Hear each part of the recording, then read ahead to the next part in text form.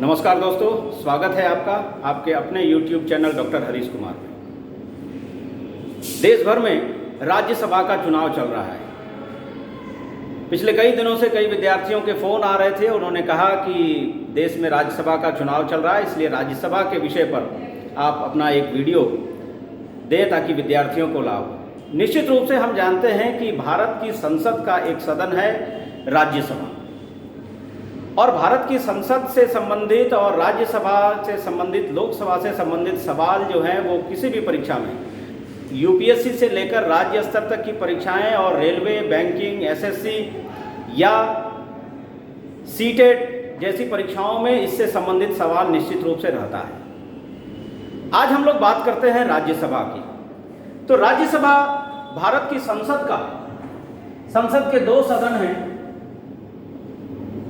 एक को कहते हैं लोकसभा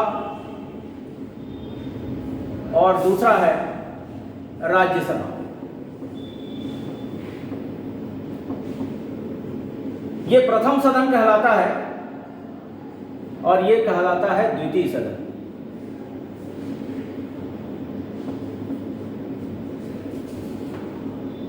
भारत के अंदर राज्यसभा की जो भूमिका है, राज्यसभा का जो रोल है, हम लोग अगर तुलनात्मक अध्ययन करेंगे तो अमेरिकी कांग्रेस में यही भूमिका का निर्वाह करता है वहाँ की सीनेट।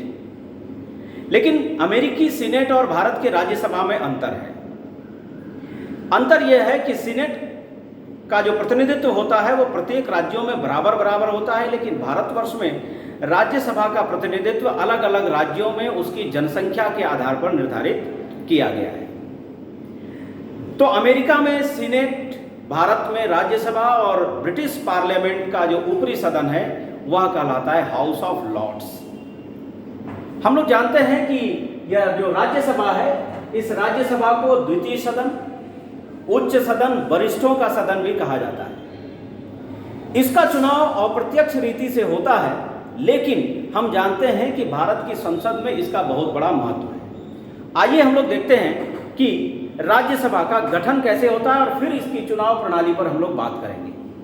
तो हम लोग देखते हैं कि संसद की जो चर्चा है, उस संसद की चर्चा भारत में की गई है अनुच्छेद 79 में और आर्टिकल 80 में की गई है राज्यसभा की चर्चा।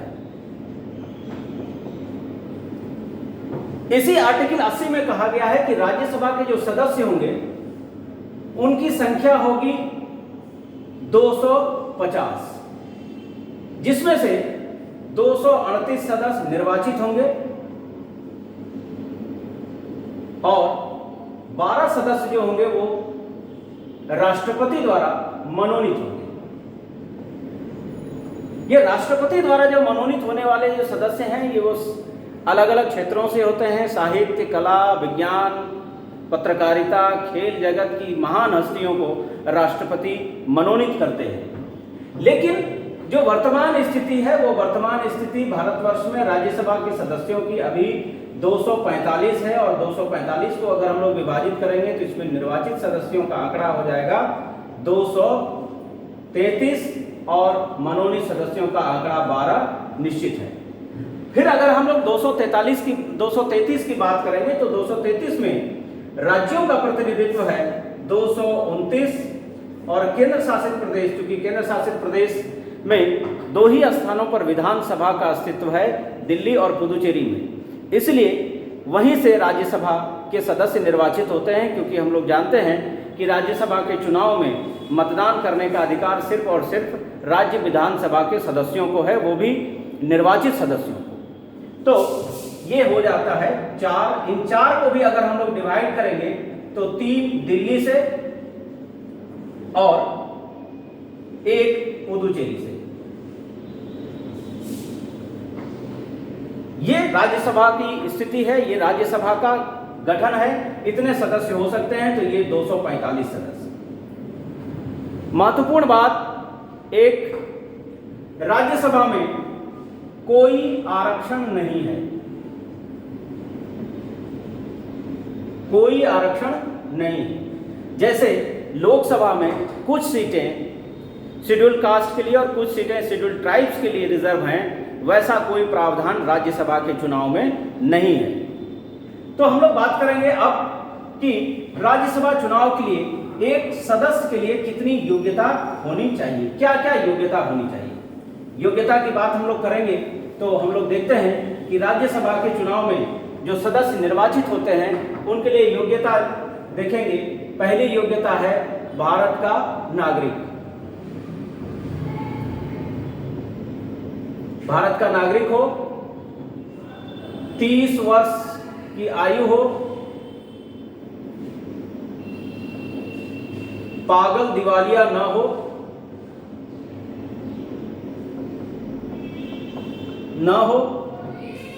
और लाभ के पद पर न हो, लाभ के पद पर न हो, यह योग्यता है।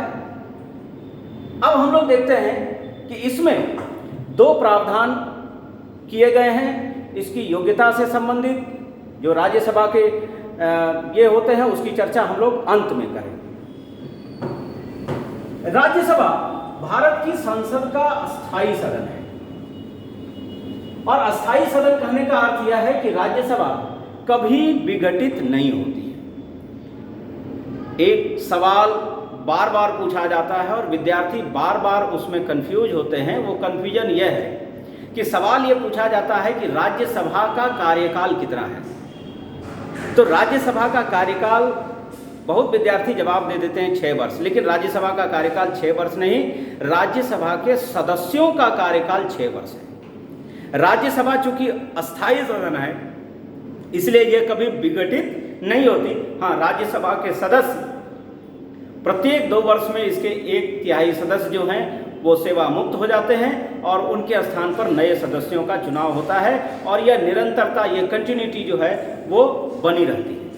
यह कभी ना भंग होने वाला सदन है। तो कार्यकाल की जगह पर हम लोग लिखेंगे सदस्यों का कार्यकाल। सदस्यों का कार्यकाल ये होता है 6 वर्ष, लेकिन अगर सदन का कार्यकाल पूछा जाएगा तो यह एक अस्थायी सदन है, कभी न भंग होने वाला सदन है, इसलिए इसका कार्यकाल नहीं। अब हम लोग देखते हैं कि इसकी निर्वाचन की प्रक्रिया क्या है।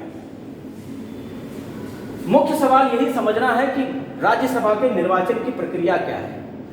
निर्वाचन की प्रक्रिया में हम लोगों ने पहले देखा कि कोई आरक्षण का प्रावधान यहाँ पर नहीं है, और आरक्षण का प्रावधान नहीं होने के साथ साथ हम लोग यह देखते हैं कि इसमें निर्वाचन जो है वो दलगत आधार पर होता है।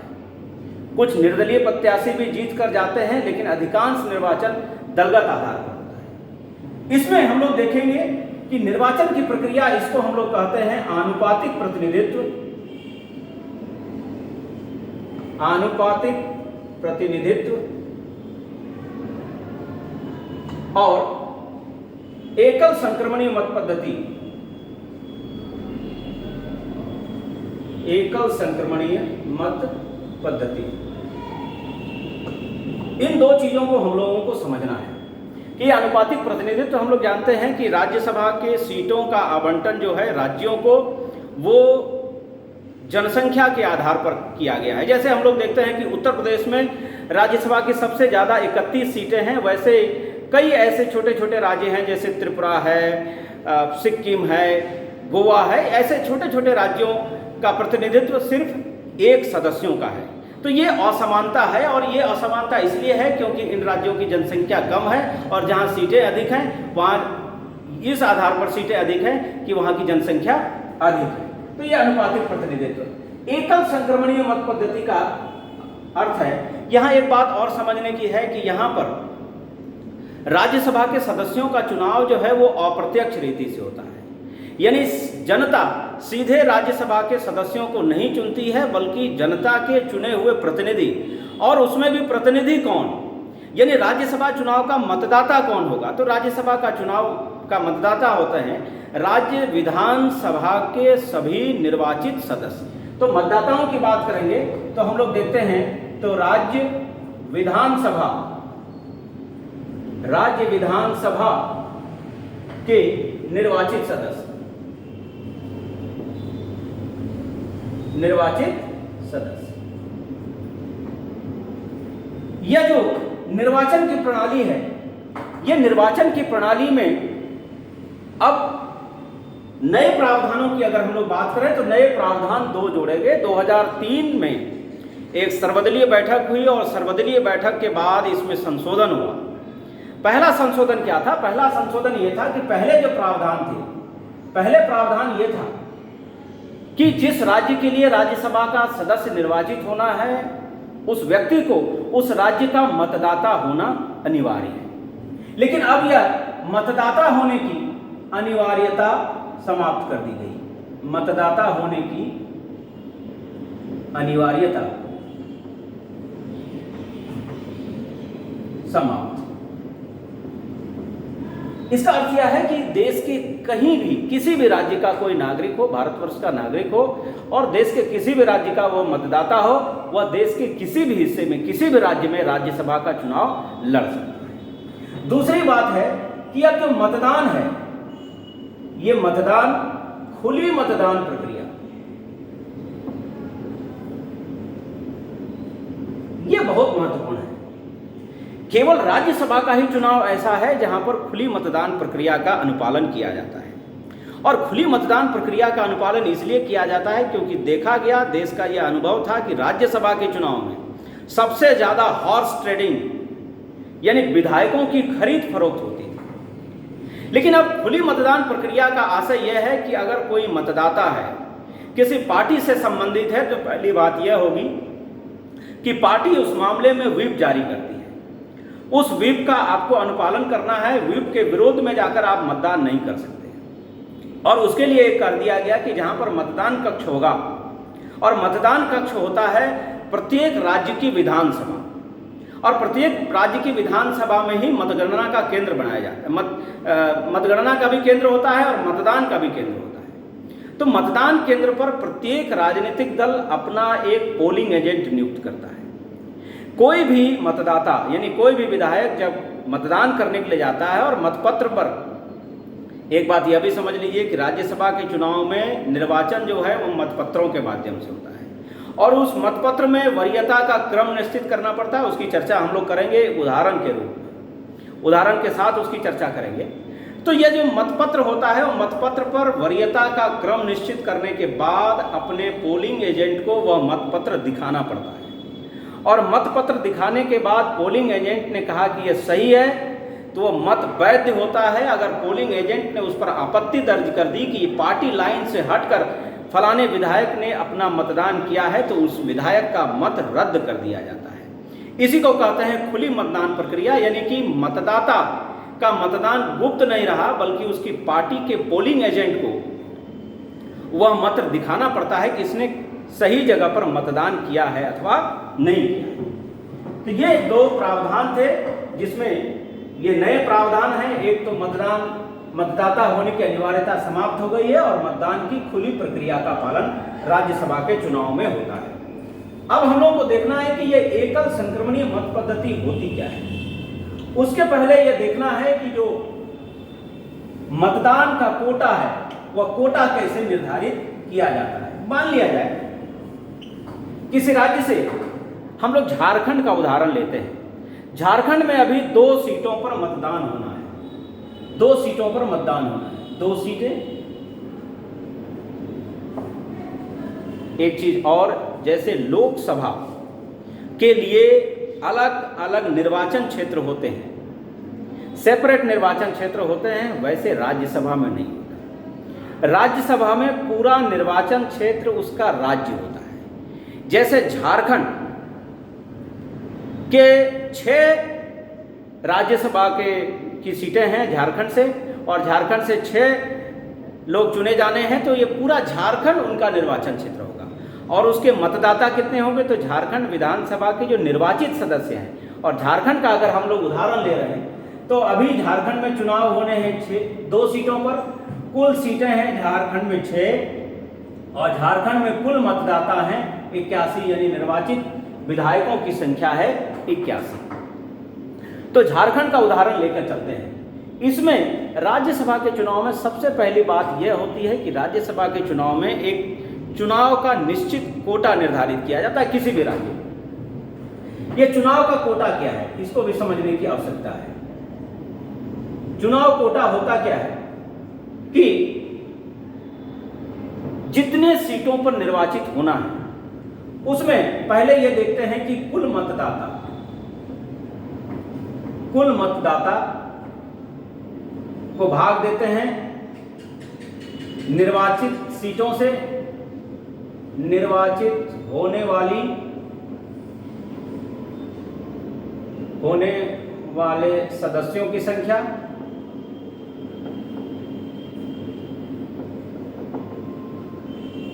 +1 और +1, ये होता है चुनाव कोटा। अगर हम लोग झारखंड की बात करें तो झारखंड में कुल मतदाता हैं 81, सदस्य निर्वाचित होने हैं 2, इसमें जोड़ेंगे 1 और प्लस जोड़ेंगे 1, तो ये चुनाव कोटा हो जाएगा 28 का। यानी निर्वाचित होने वाले जो सदस्य हैं, जो प्रत्याशी हैं, उस प्रत्याशी को न्यूनतम प्रथम वरीयता के 28 मत लाने होंगे। और एकल संक्रमणीय मत पद्धति में होता है कि मतदाता को यह अधिकार है कि वह प्रत्याशियों के वरीयता क्रम को तय करें। अब हम लोग झारखंड की बात करते हैं। झारखंड राज्यसभा चुनाव की अगर हम लोग बात करेंगे तो हम लोग ये देखते हैं कि झारखंड में 2 सीटों पर चुनाव होने वाला है और यहाँ के मतदाता हैं 81, लेकिन वर्तमान में 2 सीटें खाली हैं झारखंड विधानसभा की। एक माननीय मुख्यमंत्री हेमंत सोरेन जी 2 जगहों से चुनाव लड़े थे, बरहेट और दुमका से, जिसमें उन्होंने दुमका दोनों सीटों से जीत हुई और दुमका सीट उन्होंने छोड़ दिया, तो उसके कारण वो रिक्त है। दूसरा, बेरमो के दिवंगत विधायक राजेंद्र सिंह जो कांग्रेस पार्टी से थे, उनके निधन के बाद बेरमो की सीट भी खाली है। तो वर्तमान समय में झारखंड विधानसभा में सदस्यों की संख्या 81 से घटकर हो गई है 79। अब ये चुनाव का कोटा जो है ये 79 पर तय होगा। तो चुनाव का कोटा जो वर्तमान का चुनाव का कोटा है वो है 79/2 + 1 अजोड़ 1, तो ये आता है 27.33। इसको मानते हैं हम लोग 27, यानी 27 विधायकों के प्रथम वरीयता का मत जिस प्रत्याशी को आ जाएगा उसको जो है वो निर्वाचित घोषित कर दिया जाएगा। लेकिन अगर केवल 2 सीटों पर चुनाव होना है और 2 ही प्रत्याशी रहते हैं तब तो चुनाव की कोई नौबत नहीं आती। लेकिन प्रत्याशी हो गए हैं 3, और 3 प्रत्याशी होने पर क्या है कि ये 3 प्रत्याशी होने पर अब वोटों का बिखराव होगा। अब जिन 2 प्रत्याशियों को पहले 27 प्रथम वरीयता के मतों की प्राप्ति होगी वो चुनाव जीत जाएंगे। तो जो पहली सीट है, पहली सीट पर ये तय है कि शिबू सोरेन जी, क्योंकि झारखंड मुक्ति मोर्चा के 30 निर्वाचित विधायकों में से 29, क्योंकि एक सीट खाली है तो 29 विधायक उनके पास हैं, तो 2 सरप्लस वोट उनके पास होगा। अब कांग्रेस के पास जो है वो वोट हैं अभी 15, जेएमएम के हो गए 2 17, आरजेडी का 1 18, माले का 1 वोट अगर उसमें जोड़ दें तो 19, और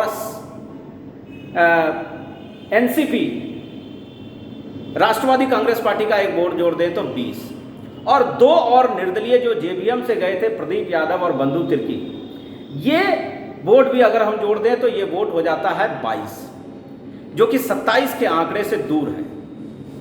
दूसरी तरफ हम लोग देखते हैं कि भारतीय जनता पार्टी के पास इंक्लूडिंग बाबूलाल मरांडी अभी मतदाताओं की संख्या है 26, 25 निर्वाचित और 1 बाबूलाल मरांडी 26। उसके बाद 2 आजसू पार्टी के लोगों ने भी समर्थन देने का वादा किया है, तो हो जाता है 28, और सरजू राय निर्दलीय और अमित यादव निर्दलीय, इस प्रकार से यह हो जाता है 30 का आंकड़ा। तो भारतीय जनता पार्टी की भी जो सीट है वो श्योर है, लेकिन कांग्रेस पार्टी का जो प्रत्याशी है उसके जीतने में संशय बना हुआ है, क्योंकि ये आंकड़ों का बिल्कुल खेल है और आंकड़ों के खेल में जिसके पास प्रथम वरीयता के मत आ जाएंगे, निश्चित चुनाव कोटा आ जाएगा, उसकी जीत पक्की मानी जाती है। अब हम लोग ये देखते हैं कि ये मतदान होता कैसे है और ये मतगणना की प्रक्रिया क्या है। देखते ये है कि इसमें जो भी प्रत्याशी को वोट देना है, मान लिया जाए कि प्रत्याशी खड़े हैं,